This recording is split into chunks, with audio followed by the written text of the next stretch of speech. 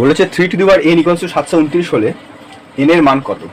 729 আমরা আগে দেখি কি করব। 729 আছে, তো আমরা জানি এটা দেখে বুঝতে পেরেছি এটা 3 আছে, এখানে 729 আছে, মানে যে 3 দিয়ে ভাগ যাবে। তো আমি 729টাকে সাইডে করি। 3 3 3 দুগুণ 6, 3 4 12, 3 দিকে 9। ফের দেখবো 3 দিয়ে 3 8 24, 3 ওকে 3, ফের 3 দিয়ে 3 27, 27 দিয়ে কাট করলে লসাগু করছি আমি 729-এ। 3 এর হচ্ছে 3 9 27, ফের 3 দিয়ে হচ্ছে 3 3। ঠিক আছে, তো আমরা 729টা কি করে পাবো? তো 1 2 3 4 5 6, 6টা 3 যদি গুণ করি, 6টা 3 যদি গুণ করি তাহলে আমরা পাবো 729। 6টা 3 যদি গুণ করি আমরা পাবো 729। তাহলে 3 টু দি পাওয়ার আমরা এখন a গুণ a করি, তখন এখানে একটা এখানে একটা, তাহলে a স্কয়ার লিখি। a গুণ a করি, তখন কি কি লিখি আমি? a কিউব লিখি।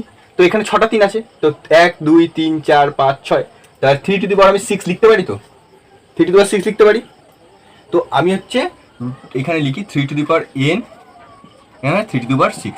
এইবার এই বর্গমূলটা দিয়েছে, বর্গমূলটা কি করব?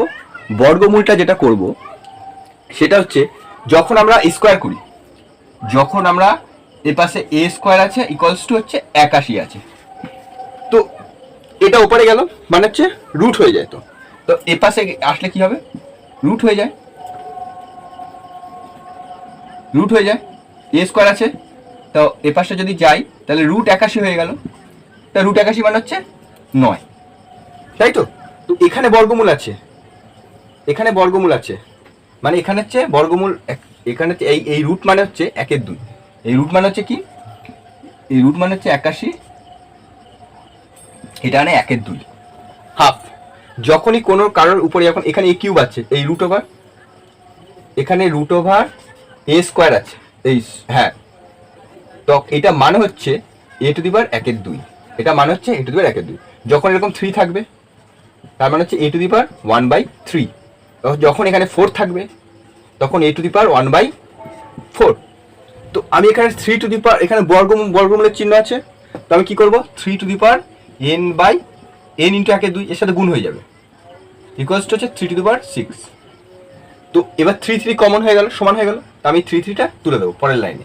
তো n ইন্টু 1/2 ইকুয়ালস টু 6, তাহলে হবে যেটা হচ্ছে n ইকুয়ালস টু কত বেরোবে? তো এই দুইটা যদি উপরে এপারে চলে আসে, তো n ইকুয়ালস টু 6 গুণ 2 ইকুয়ালস টু 12, তো n ইকুয়ালস টু 12। এটা হচ্ছে আমার আনসার।